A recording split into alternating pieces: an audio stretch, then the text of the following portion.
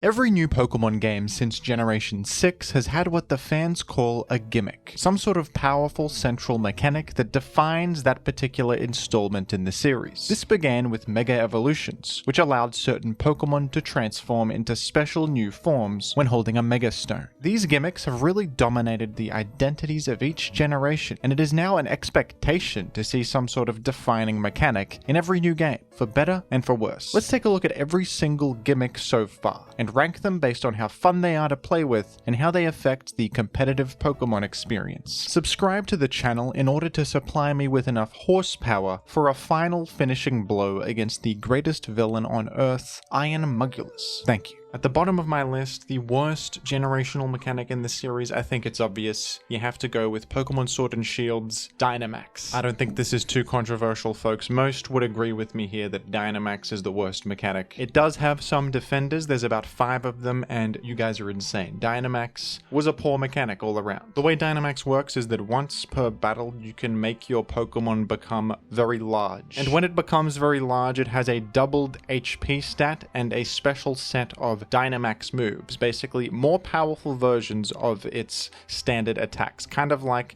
every move becoming a little mini Z move. And this doubled HP effect and access to these special moves lasts for 3 turns. I've always felt that this mechanic felt the laziest. It is not very cool flavor-wise. The effect of having double HP and having stronger moves is a very basic way to improve Pokemon that isn't very interesting design-wise, and I don't think it was particularly fun to play with in-game either. In competitive singles, this is the only generational mechanic that has ever been completely banned because it was just that powerful. Max Airstream in particular, the flying type Dynamax move, was incredibly broken, allowing certain Pokemon like Gyarados and Landorus Therian to snowball out of control very quickly with the speed boosts that it granted. It came to a point where Ditto was being used on every team to copy the enemy's boosts and then Dynamax after the enemy Dynamaxed, so it created an extremely one-dimensional metagame. It was a bit more balanced in VGC doubles, and it was probably designed more for that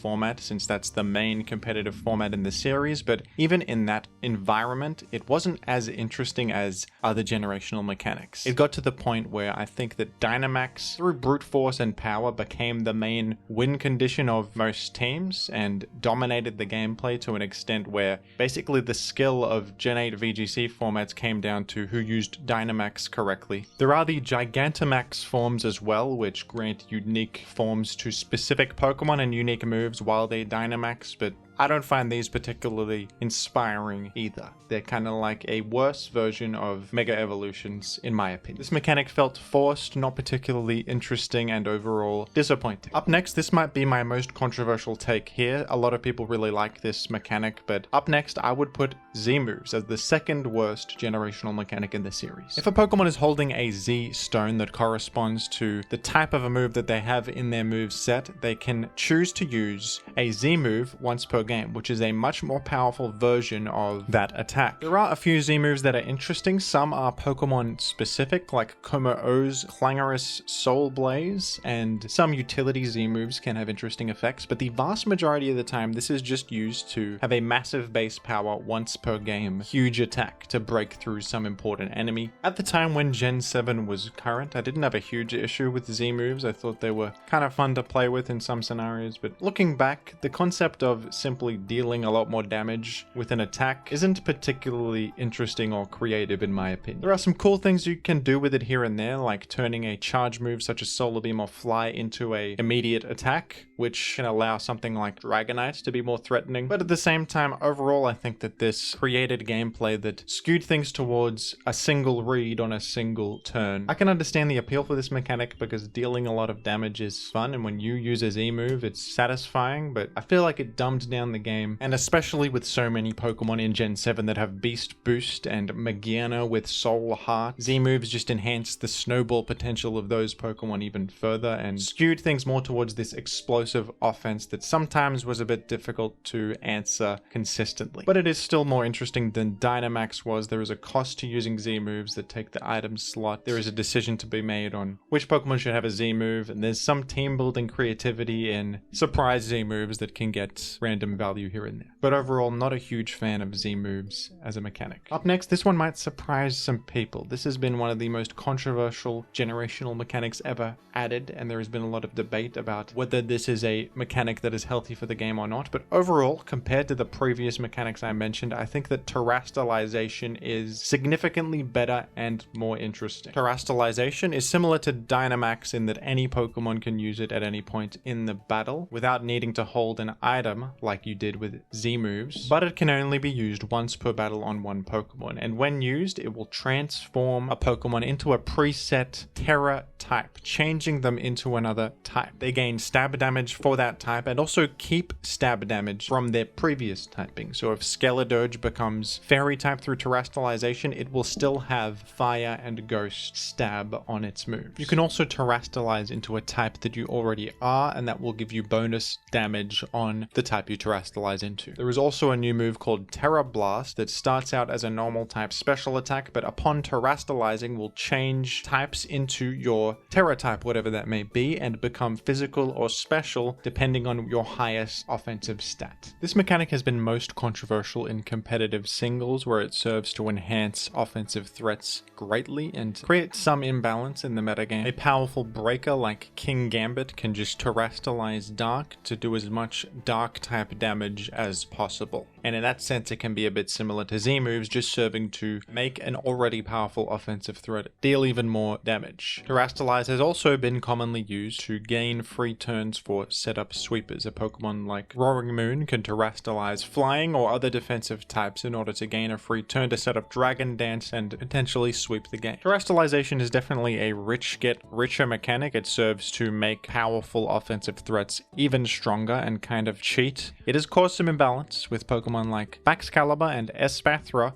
using the mechanic to great effect. But now that the metagame has settled a bit more, I think that Terastallization feels better to me than the previous two generational mechanics on this list, Dynamax and Z moves. Using Terastallization offensively for more stab damage or on offensive sweepers to gain free turns can be frustrating, but at the same time, when you've used Terra, you have kind of fully committed. You've gone all in, and the enemy also has access to the same tool that you do. It can use it in different ways. You can bait the enemy to Terastallize, make mid-ground plays that invite the enemy to Terastallize, and then punish them for doing so, wasting their resource in this crucial moment. And if you have access to Terastallize still, that gives you flexibility. It can be used on any Pokemon, offensively, defensively. There's surprise value to it. With a mystery Terra type, you can gain a perfect resistance or immunity in a key moment, and in that sense it does add an element of decision making that I find a lot more interesting than something like Z moves. It is more dynamic, it can be used in more ways, and the fact that you can become a specific type allows you to take advantage of Pokemon's various type immunity effects, with something like a Clodsire becoming Terra Dark to counter Espathra back when that was a problem, or gaining Ghost Terra type to deny an enemy from using Rapid Spin. That is a significant commitment of a resource, but it can be worth it to maintain hazards, and the fact that you have such power to make a decision like that I think is pretty cool, and adds an element of skill where spending your Terra in the right moment can be a significant deciding factor, and wasting your Terra in the wrong moment can lose you the game. So even though in singles the mechanic does have its issues, I think that where the metagame stands right now, it actually serves to give Gen 9 a bit of identity, make it stand out from other generations, and adds an element of gameplay that is actually kind of interesting. And in VGC Doubles, the official format where the mechanic was surely designed to mostly have an impact, it is very healthy and very well received so far. Gen 9's VGC formats have had their issues for sure, but I don't think that Terra has been a particular culprit in magnifying these issues or creating any particular problems in the metagame, and in fact I think that it actually is a cool defense mechanism and a form of counterplay to various things that can be problematic. Terra types like Grass and Dark have more application in VGC as they grant specific specific immunities that have more impact in doubles. Grass type grants an immunity to powder effects, allowing you to potentially bypass Rage, Powder, or Spore from enemies like a Mungus. And a Dark Terror type can grant an immunity to Prankster, which in one interaction could potentially win you the entire game. Since VGC is a much faster paced metagame and single turns matter much more than they do in singles, it feels like the decision of how to Terra and where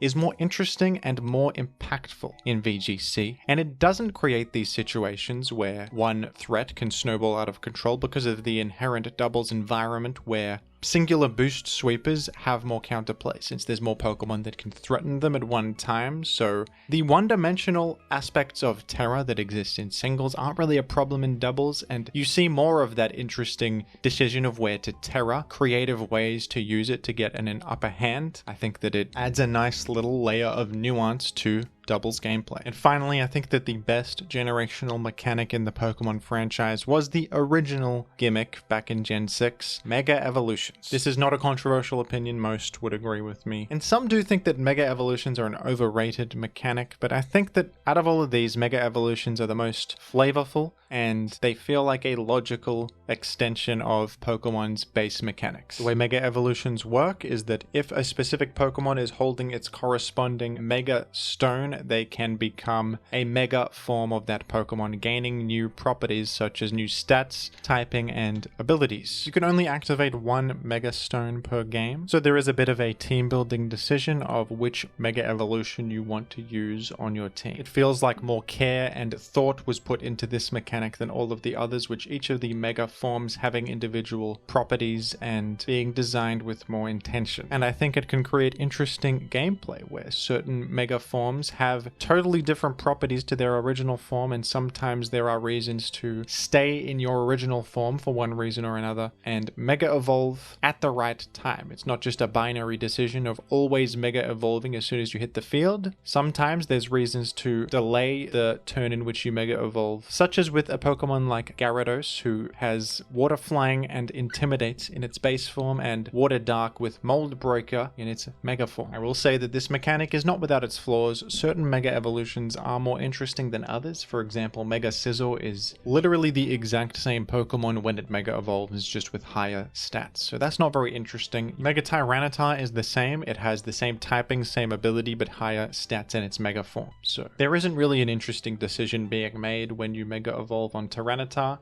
and the reason you use it is just for more stats. And these examples can serve to actually restrict item variety by incentivizing holding the Mega Stone, whereas, in previous generations, Scizor and Tyranitar had a lot more set variety. These two Pokemon still are used in their base states for the ability to hold an item, which is still valuable, but I do think that they are some of the less interesting Mega forms. There are also many examples of Pokemon that aren't very good, like Lopunny or Medicham, that have a really powerful Mega Evolution, and some people view that as a positive thing. Overall, I think that Mega Evolutions are the most interesting generational mechanic, and there is more interesting design that can come from this mechanic compared to everything else. This is definitely a mechanic they could have fleshed out more and played with more, so it's a shame that they kind of abandoned it after a certain point, and frankly, created new mechanics that are trying to capture the same feeling that Mega Evolutions did, but aren't as interesting. Many people want this mechanic to return in the future, and I believe there's been hints at such a thing happening in Generation 10, so we'll have to wait and see if the beloved Mega Evolutions do return. Overall, I have to admit that I'm not a huge fan of how these generational mechanics have dominated the identity of these generations more than